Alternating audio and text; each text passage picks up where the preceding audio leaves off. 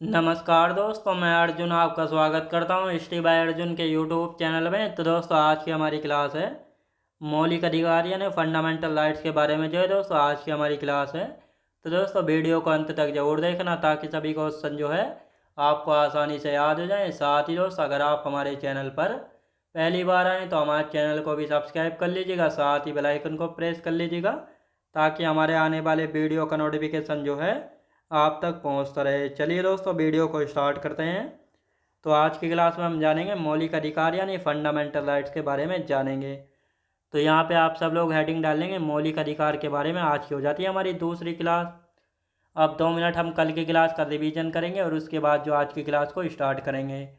तो कल की क्लास में हमने आर्टिकल 13 से बात की थी। आर्टिकल 13 की यदि बात की जाए तो आर्टिकल 13 को जो है दोस्तों मूल अधिकारों का जो है गारंटर या सजग प्रहरी जो है कहा जाता है, क्योंकि आर्टिकल 13 में कहा गया है कि कोई संसद जो है कोई भी ऐसा कानून नहीं बनाएगी जिससे जो है मूल अधिकारों का उल्लंघन हो। अगर कोई ऐसा कानून बनाया भी जाता है तो वह अपने आप ही शून्य यानी समाप्त हो जाएगा। इसलिए आर्टिकल 13 को सजग प्रहरी या मूल अधिकारों का गारंटर कहा जाता है। आर्टिकल 14 की बात की जाए तो आर्टिकल 14 में कहा गया था विधि के समक्ष समानता एवं समान संरक्षण। कानून की नज़र में सभी समान हैं, सभी को समान प्रोटेक्शन यानी संरक्षण दिया जाएगा। लेकिन कुछ आर्टिकल ऐसे थे, 3 आर्टिकल ऐसे हैं जो कि आर्टिकल 14 का उल्लंघन करते हैं, क्योंकि आर्टिकल 14 कहता है विधि के समक्ष समान संरक्षण, यानी सभी जो है कानून के रूप में समान है, चाहे अमीर हो गरीब हो कोई भी हो, ए टू जेड। अब लेकिन 3 आर्टिकल ऐसे हैं जिसमें आर्टिकल 361 है जो कि कहता है राज्यपाल और राष्ट्रपति को विशेष अधिकार यानी स्पेशल राइट्स प्राप्त हैं। यानी राज्यपाल और राष्ट्रपति अपने पद पर रहते हुए किसी मामले में या किसी केस में दोषी पाए जाते हैं, जब तक ये अपने पद पर रहेंगे जब तक इन पर जो है कोई भी कानूनी कार्यवाही नहीं की जाएगी। तो ये आर्टिकल 361 कहता है जिसमें राष्ट्रपति और राज्यपाल को स्पेशल राइट यानी विशेष अधिकार प्राप्त हैं। अब आर्टिकल 105 कहता है यानी जो लोकसभा के सदस्य होते हैं जिनको हम सांसद या एमपी कहते हैं। और आर्टिकल 194 में एमएलए यानी एमएलसी विधायक और विधान परिषद सदस्य है। तो ये कहा गया है इन दोनों आर्टिकलों में, यानी जब संसद का कोई भी सत्र यानी सत्र या सेशन के 40 दिन पहले या 40 दिन बाद तक जो है इनको गिरफ्तार नहीं किया जा सकता है। तो ये आपको अच्छे से याद रखना है। और एक मामला आया था दोस्तों मिनर्वा मिल्स वर्सेस भारत संघ 1980 का मामला था। इसमें जो है कहा गया था आर्टिकल 14 को नैसर्गिक न्याय का सिद्धांत कहा गया था। किसको नैसर्गिक न्याय का सिद्धांत किस आर्टिकल को कहा गया था? आर्टिकल 14 को कहा गया था। इसके बाद हमने अपना पहला मौलिक अधिकार शुरू किया था, कौन सा था? तो समानता यानी समता का अधिकार, जिसमें हमने आर्टिकल 14 से लेकर 18 तक जो है पढ़े थे, जिसमें आर्टिकल 14 आपको मैंने अभी बताया है। और आर्टिकल 15 की बात की जाए तो इसमें कहा गया था किसी भी व्यक्ति के साथ जो है जाति, लिंग, धर्म व वंश व जन्म स्थान के आधार पर किसी के साथ भेदभाव नहीं किया जाएगा। तो ये आपको याद रखना है। इसके बाद हमने दोस्तों बात की थी आर्टिकल 15 का 6, जिसको 103वां संविधान संशोधन अधिनियम 2019 के तहत जो है जोड़ा गया था। इसमें कहा गया था आर्टिकल 15 के 6 में कि EWS यानी आर्थिक रूप से पिछड़े लोगों को जो है शैक्षणिक संस्थानों में 10% का आरक्षण दिया जाएगा। तो इन सभी के बारे में इसी प्रकार हमने आर्टिकल 19(1) तक जो है बात की थी। अब उससे आगे की हम बात करेंगे। तो आर्टिकल 19(1) के बी की यदि बात की जाए तो इसमें किसके बारे में बात की जाती है? इसमें कहा गया शांतिपूर्वक एवं निशस्त्र सम्मेलन की स्वतंत्रता। आर्टिकल 19(1) का सी कहता है सभा, संघ एवं सहकारी समितियां बनाकर। आर्टिकल 19(1) का डी कहता है भारत में कहीं भी घूमने की स्वतंत्रता। आर्टिकल 19(1) का ये कहता है निवास या बसने की स्वतंत्रता। तो अब इनको एक एक करके समझते हैं। तो आर्टिकल 19(1) का भी कहता है शांतिपूर्वक एवं निशस्त्र सम्मेलन की स्वतंत्रता, यानी आप जो है किसी भी मुद्दे को लेकर जो है शांतिपूर्वक एवं निशस्त्र सम्मेलन करने की स्वतंत्रता आपको आर्टिकल 19(1) का भी देता है। जैसा अभी आपने हाल फिलहाल में देखा था जंतर मंतर पर जो है कॉकरोच जनता पार्टी ने जो है आंदोलन किया था नीट एग्जाम को लेकर। तो शांतिपूर्वक जो धरना दिया गया था उसकी जो हमको स्वतंत्रता या अधिकार जो है मिले हुए हैं, ये आर्टिकल 19(1) के बी में है। अब आर्टिकल 19(1) का सी कहता है सभा, संघ एवं सहकारी समितियां बनाकर। यानी जितने भी आज ये पॉलिटिकल पार्टीज़ हैं या जितने भी ये संगठन हैं, जैसे भीम आर्मी है, बजरंग दल है, शिवसेना है, आरएसएस है, तो ये सारे जो है आर्टिकल 19 के सी के तहत जो है बनाए गए हैं। और सहकारी समितियाँ मतलब का कॉरपोरेटिव सोसाइटी, जैसा Bada Bazaar, V Mart, Vishal Mega Mart, तो ये सारी कॉरपोरेटिव सोसाइटीज़ जो है होती हैं और ये आर्टिकल 19 बन के सी के तहत जो है बनाई जाती हैं। तो ये आपको याद रखना है। अब आर्टिकल 19 बन का डी क्या कहता है? आर्टिकल 19 बन का डी कहता है भारत में कहीं भी घूमने की स्वतंत्रता। आप जो है भारत में कहीं भी घूम सकते हैं, लेकिन जहाँ पर आपको इंडियन आर्मी जाने से मना कर दे वहाँ पर आप नहीं जा सकते। और वहाँ पर ये आप नहीं कह सकते कि हमारे मूल अधिकार का उल्लंघन हो रहा है, क्योंकि वहाँ पर जो है इंडियन आर्मी के कुछ गोपनीय सामान रखे हुए हैं जिसके लिए वहाँ पर आपको परमिशन नहीं है। तो ये आर्टिकल 19 का डी कहता है। अब आर्टिकल 19 का ई कहता है निवास या बसने की स्वतंत्रता। आप जो है भारत में कहीं भी बस सकते हैं, कहीं भी निवास कर सकते हैं। साथ ही आर्टिकल 19 बन का जी कहता है किसी भी व्यवसाय या व्यापार की स्वतंत्रता, यानी किसी भी व्यवसाय या व्यापार की स्वतंत्रता। आप जो है अपना पेट पालन या घर परिवार को पालने के लिए जो है किसी भी व्यापार या व्यवसाय को करने की स्वतंत्रता आपको दी गई, लेकिन संवैधानिक दायरे में रहकर जो है आप कोई भी व्यापार या व्यवसाय कर सकते हैं। ऐसा नहीं है कि आप अब अवैध रूप से जैसे गांजे की खेती या भांग वगैरह उगाना शुरू कर दें, तो ये सारा इलीगल है। संवैधानिक दायरे में रहकर आप कर सकते हैं कोई भी व्यापार या व्यवसाय। अब आर्टिकल 20 क्या कहता है?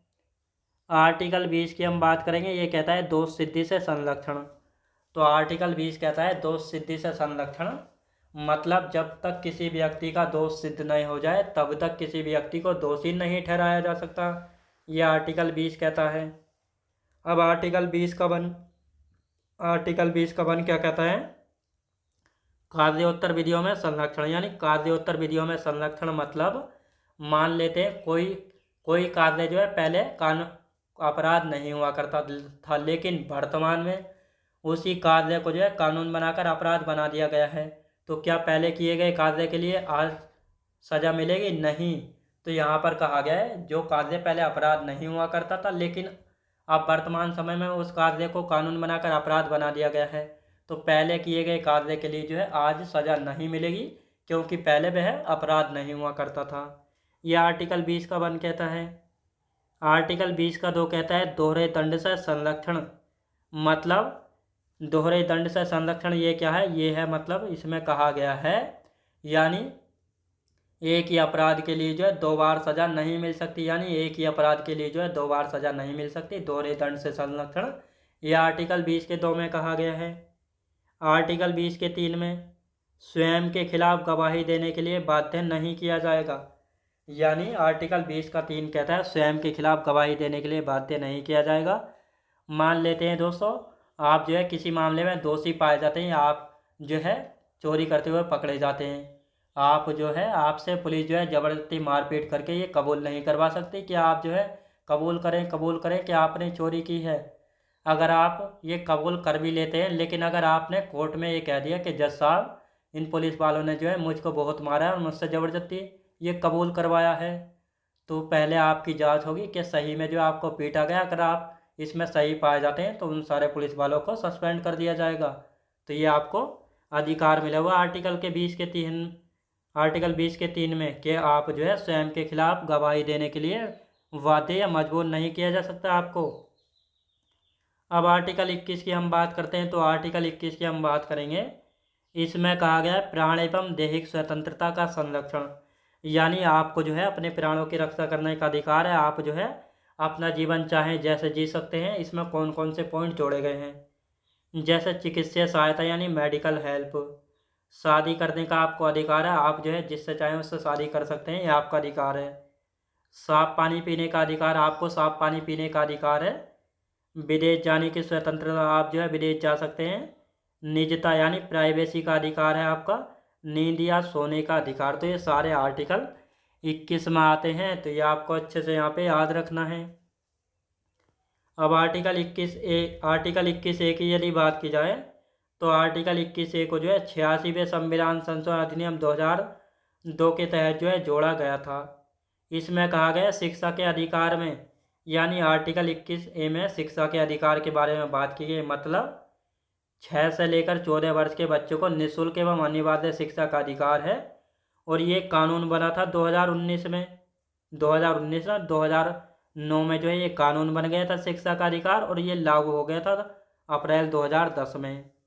यानी जो आर्टिकल 21 का ये है, इसको जो है 86वें संविधान संशोधन अधिनियम 2002 के तहत जो है जोड़ा गया।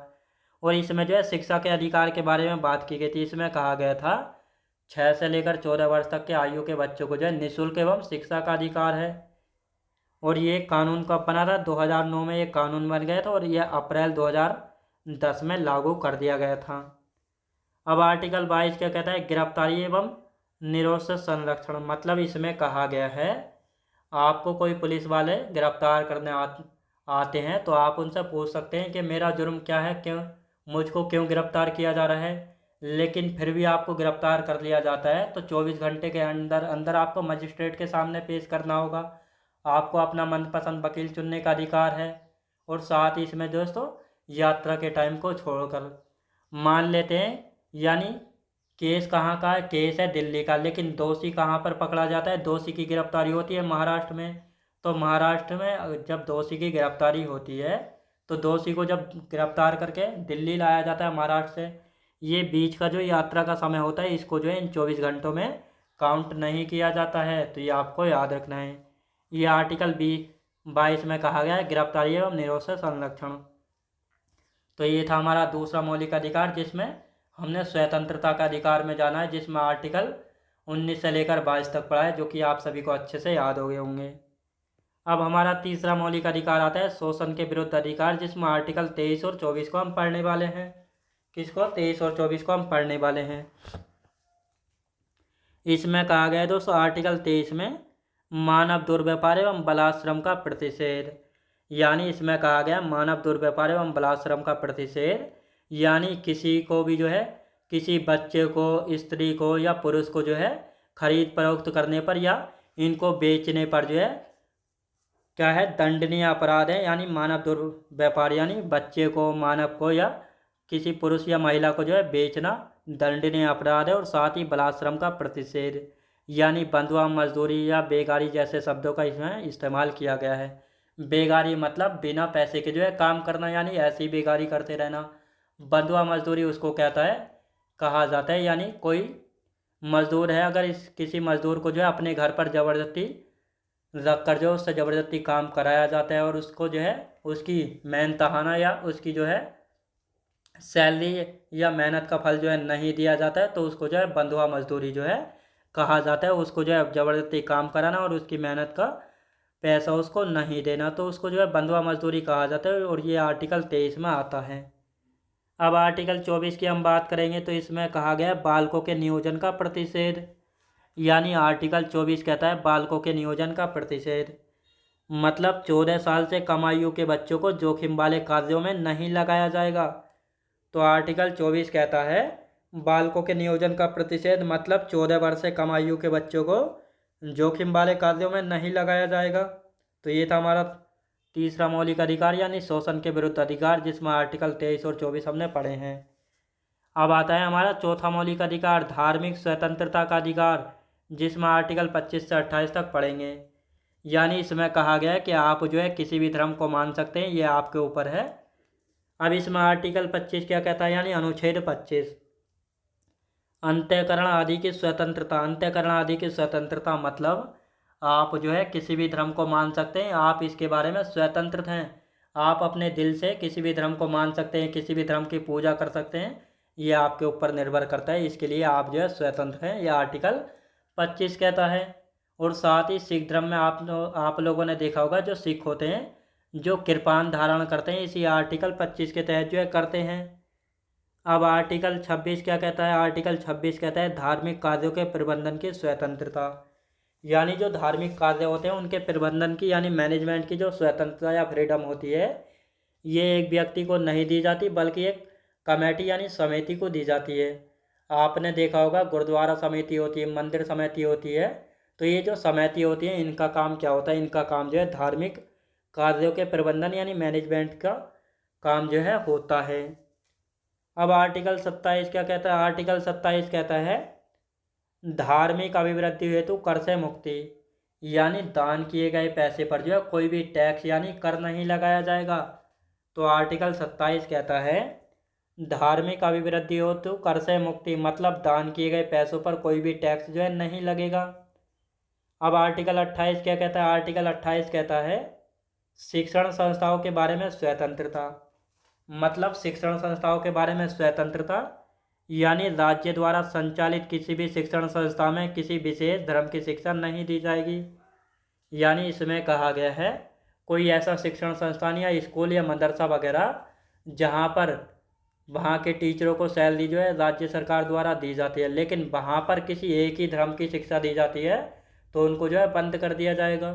क्योंकि आप लोगों ने देखा होगा यूपी और असम में जो है बहुत सारे मदरसे जो है बंद कर दिए गए, क्योंकि इनमें जो है टीचरों को सैलरी जो है राज्य सरकार से आती थी, लेकिन यहाँ पर जो है एक विशेष धर्म की जो है शिक्षा दी जाती थी, इसलिए इनको बंद कर दिया गया है। तो आर्टिकल 28 कहता है जहाँ पर जो है जिन शिक्षण संस्थाओं को राज्य द्वारा संचालित किया जाता है या राज्य द्वारा टीचरों को सैलरी दी जाती है, वहाँ पर जो है सभी तरह के जो है सब्जेक्ट पढ़ाए जाएंगे, ना कि एक धर्म की विशेष शिक्षा दी जाएगी। तो ये आर्टिकल 28 कहता है। तो ये थे आज के हमारे 4 मौलिक अधिकार, हम पढ़ चुके हैं। अब कल की क्लास में हम पढ़ेंगे दोस्तों शिक्षा एवं सांस्कृतिक अधिकार, जो कि हम आर्टिकल 29 और 30 में पढ़ेंगे। और हमारा छठा मौलिक अधिकार है संवैधानिक उपचारों का अधिकार, जिसमें आर्टिकल 32 है। तो इन सभी के बारे में अब हम कल की क्लास में कंटिन्यू करेंगे। तो आज की क्लास हमारी यहीं तक रहेगी। तो मैं उम्मीद करता हूँ आपको वीडियो क्वालिटी, कंटेंट वगैरह सभी कुछ आपको पसंद आया होगा। पसंद आया तो लाइक शेयर और सब्सक्राइब करना बिल्कुल भी ना भूलें। साथ ही दोस्त अगर आप हमारे चैनल पर पहली बार आएँ तो हमारे चैनल को भी सब्सक्राइब कर लीजिएगा, साथ ही बेल आइकन को प्रेस कर लीजिएगा, ताकि हमारे आने वाले वीडियो का नोटिफिकेशन आप तक पहुंचता रहे। चलिए दोस्तों, मिलते हैं नेक्स्ट वीडियोज़ में।